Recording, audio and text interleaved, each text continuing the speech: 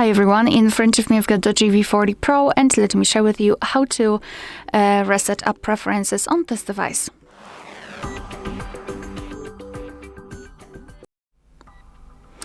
So let's start with opening the settings, and here we have to find apps.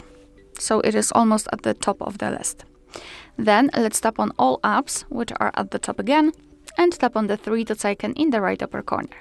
Here, let's tap on Reset App Preferences, and here your device is informing you that what it will actually reset. So, among others, disabled app notifications, background data restrictions for apps, and any permission restrictions.